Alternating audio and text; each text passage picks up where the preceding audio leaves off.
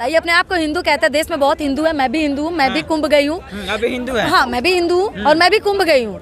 लेकिन इसका मतलब ये नहीं कि मैं वहाँ के भगदड़ में दब के मर जाऊँ तो मुझे मोक्ष मिल जाए। अगर ऐसे मोक्ष मिलता है तो धीरेन्द्र शास्त्री को वहाँ चलना चाहिए और उसी गंगा जी में जिसके जितने लोगों के परिवार मर गए उन सारे परिवार वालों को मिल करके उनको डुबा डुबा कर मोक्ष दिलानी चाहिए। तब तक उनको मोक्ष दिलाना चाहिए जब तक जीते जी धीरेन्द्र शास्त्री को मोक्ष की प्राप्ति ना हो जाए, तब तक धीरेन्द्र शास्त्री को गंगा जी में डुबकी लगाते रहना चाहिए। ये बेवकूफ इंसान जब भी बोल रहे हैं बाबा क्यों नहीं बोले? ये बेवकूफ है रियल में। इनको पता ही नहीं है कि हमारे देश में कुछ लोग चले गए, हम उनके लिए दुख जताए, ये उनका मजाक बना रहे हैं उनके मरने का। अरे पर्चा निकालते भविष्यवाणी करते हैं, आपके बारे में भविष्यवाणी करते हैं। देखिए मैं आप यहाँ पे बोल रहे हैं ना, मैं बहुत अरे आप यहाँ पे बोल रहे हैं, वो भविष्यवाणी कर रहे हैं। सुनिए ना, आप लोग जैसे इंसान की वजह से उस बाबा को ना ये श्रेय मिलता है कि वो बाबा है। नहीं, वो एक बेवकूफ है। मैंने आज से पहले भी बोला है और मैं बहुत कोशिश करती हूँ कि मैं इसके खिलाफ कुछ नहीं बोलूँ, मैं चुप हो जाऊँ, जाने दो, अब नहीं बोलते हैं। लेकिन ये घूम फिर के ये बेवकूफ ऐसा कोई हरकत करता है ना कि बोलने पे इंसान मजबूर हो जाता है। अच्छा सोचिए, हर माता पिता सोचता है कि हमारे माँ बाप को मोक्ष मिल जाए, जैसा कि अभी कुछ लोग बोल रहे थे, तो धीरेन्द्र शास्त्री को अपने माता पिता को ले जाना चाहिए और गंगा जी में मोक्ष की प्राप्ति करा देना चाहिए। अपने हाथों से उनको गंगा जी में धक्का देना चाहिए ताकि उनके माता पिता सीधा मोक्ष मिल जाए। अरे वो अलगे बाबा अलगे, मोक्ष की प्राप्ति तो खुद दिलाते हैं लोगों की। तो उनको क्यों नहीं मोक्ष मिलना चाहिए? उनको भी तो मोक्ष मिलना चाहिए क्योंकि हम उसको बाबा मानते हैं। देखने के लिए करोड़ों करोड़ों भीड़ लगता है, उनको देखने के लिए नहीं, सुनने के लिए, पागलपंती को देखने के लिए। लोग मूर्ख है कि उसको सुनते हैं। सुनना है तो प्रेमानंद बाबा जी को सुनिए। मैं मानती हूँ सारे बाबा एक जैसे नहीं होते हैं। वो अच्छा, आज तक प्रेमानंद बाबा जी के मुंह से इतना उटपटांग, इतना बेवकूफ वाला बयान सुने हैं कभी?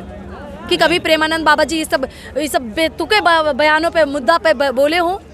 आज इस बात पे लगभग 10 ऐसे संत होंगे, बड़े बड़े संत होंगे जो धीरेन्द्र शास्त्री का बयान का विरोध कर रहा है। जब संत खुद इस चीज का सपोर्ट नहीं कर रहा है तो दोगले हिंदू होंगे जो उसको सपोर्ट कर रहा है। जिनकी जान चली गई है उसके परिवार को क्या लौटा सकते हैं आप? उनसे पूछिए क्या मेरे परिवार को मोक्ष मिला है? नहीं। वहाँ लोग मोक्ष पाने नहीं गए थे, वहाँ लोग जीते जी नहा करके अपने आप को शांति देने गए थे। इसका मतलब ये नहीं हम वहाँ जाए और हम वहाँ तुरंत मर जाए और हमें मोक्ष मिल जाए, ऐसे मोक्ष नहीं कहते हैं। एक और बयान है, जो कुंभ के नगरी नहीं जाएगा वो देशद्रोही है। ऐसा नहीं है। हमारे जो सैनिक हमारे फौज में लड़ते हैं, क्या उनके पास इतना भी टाइम है कि वो जाके वहाँ पे गंगा स्नान कर पाए? इसका मतलब वो देशद्रोही है? तो सबसे बड़ा देशद्रोही धीरेन्द्र शास्त्री है कि वो जो ना सोचते हैं ना समझते हैं और किसी को भी देशद्रोही के तुलना में से वहाँ पे तोल देते हैं। तो क्या मतलब इस देश में बहुत से लोग हैं, क्या सबके बस का संभव है वहाँ पे जाकर? 140 करोड़ की जनता का हम लोग का पूरा देश है। 140 करोड़ जनता में कितने लोग वहाँ कुंभ गए होंगे? मुश्किल से 40 करोड़ मान लेते हैं, 40 करोड़। तो क्या 40 करोड़ जनता में जो 140 करोड़ जनता जो स्नान नहीं कर पाए वो देशद्रोही है? उनके बयान तो धीरेन्द्र शास्त्री के बयान का मतलब से यही है ना। तो सीधा दिख रहा है कि वो मेंटली रूप से धीरेन्द्र शास्त्री पागल हो चुके हैं। उनको अपना स्थिति ही नहीं पता कि हम अपना क्या बोल रहे हैं, हम क्या कर रहे हैं। सबसे पहले इनको मेंटल असाइनमेंट भेजिए, इनको इनके पागलपन का इलाज कराना जरूरी है। ये बाबा नहीं है। अरे बाबा सुनिए ना, हिंदू लाख हिंदू भरोसा करते हैं। इससे पहले हमारे देश में हिंदू नहीं थे। जैसा लाख हिंदू भरोसा मैं भी हिंदू हूँ, मैं नहीं भरोसा करती उस पे। मैं प्रेमानंद जी पे विश्वास करती हूँ, मैं उनको मानती हूँ, मैं प्रेमानंद जी को मानती हूँ। मान लीजिए उस भगदड़ में आपका परिवार होता तो आप क्या करते? क्या आपके परिवार के लिए आप दुख नहीं जताते? आप खुश हो जाते कि मेरे परिवार को तो मोक्ष मिल गया? शायद नहीं। लेकिन थोड़ा इधर आइएगा भैया, कुछ देर पहले ही भैया भी बोल रहे थे, ये भैया कुछ देर पहले बोल रहे थे, ये कुछ नहीं कुछ देर पहले बोल रहे थे ना कि 40 करोड़ जनता में 100 लोग मर ही गए तो कौन सी बड़ी बात हो गई? तो बताइए उस 40 करोड़ लोगों में जो 100 लोग मर गए, उस 100 में से अगर 2-3 इनका परिवार है तो क्या इनको दुख नहीं हुआ होगा? इनको हम 25 लाख दे देंगे तो ये अपने परिवार के दर्द भूल जाएंगे? पूछिए इनसे। हाँ जी, मैडम सही बोल रही है। क्या देखिए, बाबा की एक बयान से लेकर बाबा को आप गलत नहीं ठहरा सकते। उनका बयान गलत है, यही गलत बयान है, लेकिन एक बयान से किसी को आप नहीं गलत बोल सकते हैं। मिस्टेक किसी से भी होता है, उनसे मिस्टेक हो गया है, उसके लिए उनको माफी मिस्टेक हो गया है तो आप बोलने के लिए पहले सोचिएगा ना कि किसी के मौत के बारे में आप बोल रहे हैं, किसी के आप भावनाओं को चोट पहुंचा रहे हैं, किसी के जो दुख में है उसके दुख का आप मजाक बना रहे हैं। मिस्टेक इंसान से ही होता है, हर किसी से नहीं होता। वो तो बाबा है, भगवान है जी। नहीं, वो तो भाई वो तो दूसरों का भविष्य बताते हैं, उनसे कैसे मिस्टेक हो गया है? बाबा वो जो नाम से आरती करते हैं, कौन हिसाब से बोल रहे हैं? तुम पढ़ता है तुम भैया बोल रहे हैं गलती किसी से भी होता है, उनका एक बयान से आप किसी को कैसे ठहरा दीजिएगा दोषी? भगवान से गलती होता है, वो तो इंसान है, भगवान से भी गलती हुआ है। अरे भगवान से भी बड़ा अपने आप को मानते हैं। एक मिनट, वहाँ पर वो सबका भविष्य बता देते हैं। वहाँ पर योगी सरकार वहाँ पर योगी सरकार अच्छा व्यवस्था नहीं किया रहता है तो 24 करोड़ 25 करोड़ लोग क्यों जा रहा है वहाँ पर, ही बताइए। माफी नहीं मांगेंगे तो आप जिम्मेदारी लेंगे, उनको माफी मांगना चाहिए। उनसे मिस्टेक हुआ है, वो माफी मांगेंगे माफी मांगेंगे। अगर माफी नहीं मांगेंगे तो आप विरोध करेंगे? नहीं, एक भाषण के लिए क्यों करेंगे उनका? एक मिस्टेक के लिए क्यों करेंगे? ऐसा कितने नहीं करेंगे, बिल्कुल नहीं करेंगे। ऐसे उनके कितने भाषण आ गए? कहिए 2-3 भाषण गए। दिखाइए आप, दिखाइए। उनका खाली प्लॉट वाला बयान देखिए, याद है कि नहीं? उनके एक भाषण के लिए आप किसी को दोषी नहीं ठहरा सकते हैं। पूरे देश की महिलाओं को वो खाली प्लॉट बोल दिए, दूसरे में पूरे देश की जनता को देशद्रोही बोल दिए। बाबा के एक बयान से मरे हुए व्यक्ति को बोल दिया कि मोक्ष मिल गया है, और आप बोल रहे कि हम अभी 3 बयान गिना दिए जो पूरे देशद्रोही वाला बयान वो दे रहे हैं। तो सबसे बड़ा देशद्रोही तो धीरेन्द्र शास्त्री हुआ फिर से। नहीं हुए। अगर उन्हें भविष्य दिखता है तो पहले क्यों नहीं दिखा कि महाकुंभ में यहाँ पे भगदड़ होने वाली है, इस चीज को रोक दिया जाए? आपको पता था कि भगदड़ होगा वहाँ पर? धीरेन्द्र शास्त्री समय से पहले भविष्य बताते हैं। मैंने बोला कि मैं किसी का भविष्य देखती हूँ। आप लोग मैंने कभी बोला कि मैं वो पंडिताइन हूँ, मैं किसी का भविष्य बता सकती हूँ? नहीं, मैं एक लड़की हूँ भैया, मैं किसी का भविष्य नहीं देख सकती। मुझे अपना भविष्य का नहीं पता तो मैं किसी और का भविष्य क्यों बताऊँ? आप लोग बोल रहे हैं योगी सरकार के कहीं भी भीड़ होगा, ज्यादा होगा तो भगदड़ होगा। मैंने योगी सरकार का नाम लिया, मैंने धीरेन्द्र शास्त्री के बयान का विरोध किया। आप जो बयान का विरोध कर रहे हैं उसको हम भी सपोर्ट में है, लेकिन एक बयान से किसी को आप दोषित नहीं कह सकते हैं। जब एक बयान से दुनिया प्रलय, एक गलती से पूरा दुनिया प्रलय हो सकता है तो कौन ऐसा नेता है, कौन ऐसा नहीं है जो इसका गलत बयान नहीं होता है? कौन ऐसा नेता नहीं है? तो प्रेमानंद बाबा जी के बारे में एक शब्द बोलिए कि क्या उन्होंने कभी गलत बयान दिया? प्रेमानंद बाबा तो हम लोग के प्रेरणा के स्रोत है, हम उन्हीं को देखकर हम अपना। ऐसा नहीं लगता कि धीरेन्द्र शास्त्री के पास अभी ज्ञान की कमी है? ऐसा कोई बात नहीं। अगर ज्ञान की कमी नहीं होती तो ऐसा बयान देते वो फालतू बेतुका बेवकूफ वाला। 140 करोड़ जनता में मात्र 40 करोड़ जनता कुंभ गया के स्नान किया होगा। सब कोई नहीं जा पाएगा। 100 करोड़ जनता देशद्रोही है? नहीं है, बिल्कुल नहीं है। तो फिर धीरेन्द्र शास्त्री का सपोर्ट आप कैसे कर सकते हैं? करेंगे, एकदम चाहे वो कुछ भी बोले, चाहे वो गलत बोले, चाहे वो गलत बोले, आप सपोर्ट करेंगे। चाहे वो किसी को भी गाली दे दे, नहीं गाली के बात नहीं बोल दे।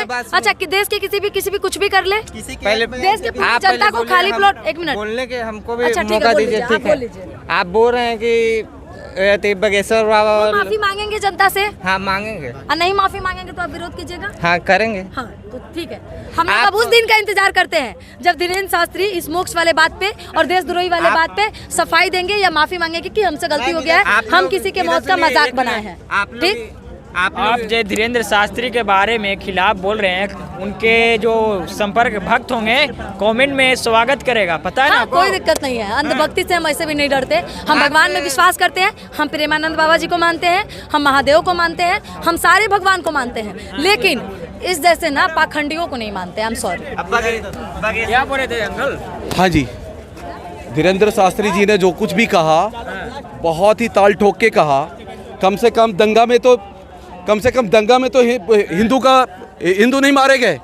दंगा में हिंदू नहीं मारे गए? नहीं, कम से कम दंगा में तो वो हिंदू नहीं मारे गए। अपने धार्मिक संस्थान में जाकर अगर वो उसकी मौत आती है तो ये स्वाभाविक भी माना जा सकता है। और इस पर कभी भी योगी सरकार को या कभी भी हमारे धर्मगुरुओं के ऊपर कोई भी आंच अगर कोई लोग उठाता है तो ये तो बिल्कुल आपत्तिजनक चीज है। कम से कम जिस तरह से कि दिल्ली में दंगा हुआ, क्या उस जगह पे आप होते तो मुझ की प्राप्ति होता? अगर बिल्कुल मैं इसको साथ से स्वीकार करता। बिल्कुल मैं भक्ति बाल बच्चा आपको क्या करते? कोई दिक्कत है, बाल बच्चा मेरा सभी प्रोटेक्टेड है। वो भी एक मिनट, मैं दुखी नहीं होता अगर उस जगह पे आपके माता पिता होते तो दुखी। हम बोलने में जी माफी चाहेंगे आपसे कि इस बात को हम बोल रहे हैं, माफी आपसे रहेगा, लेकिन आपके माता पिता उस जगह पे रहते तो क्या आप खुश होते उस वक्त?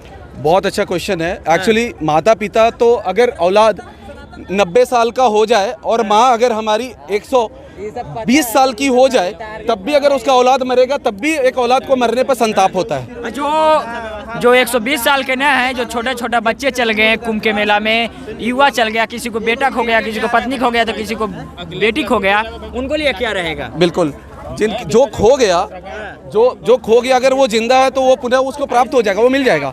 लेकिन जो सदा के लिए खो दिया, मैं ये कहना चाहूँगा कि कम से कम हिंदू मुस्लिम के राइट में कोई हिंदू मरा तो नहीं। कम से कम नेता के चलते कोई हिंदू अपना बलिदान पे तो नहीं चढ़ा। आप जा रहे हैं कुंभ? मैं तो हो आया, फिर से दोबारा जाऊँगा। फिर से दोबारा जाइए? हाँ जी, मेरा 20 तारीख का फिर से टिकट है। मैं वहाँ पर बिल्कुल जाना पसंद करूँगा, क्योंकि एक ऐसा महाकुंभ लगा है जहाँ पर कि हमारे हिंदुत्व और हिंदुओं का के लिए एक महापर्व माना गया है, और ये फिर 144 साल के बाद आएगा, इसलिए हम उसको शास्त्र स्वीकार करते हैं। और धीरेन्द्र शास्त्री जी ने जो कुछ भी कहा उनको कतई माफ़ी नहीं मांगना चाहिए। हम हिंदुओं को के सौभाग्य के लिए यह बयान दिया गया। आपको पता होना चाहिए कि अगर काबा जब हमारे मुसलमान भाई हज के लिए जाते हैं तो वहाँ तपती धूप पर जब वो पैर रखते हैं तो कई मुसलमान भाइयों की मौत हो जाती है। तब वो कहते हैं कि वो अल्लाह को प्यारे हो गए। अगर कोई धर्म स्थान पर हमारे हिंदू अगर मरते हैं, अगर धर्मगुरु कुछ ऐसा बोले तो इसमें आपत्ति किस बात की है? क्यों माफ़ी मांगेंगे? उनको कभी माफ़ी में नहीं मांगना चाहिए।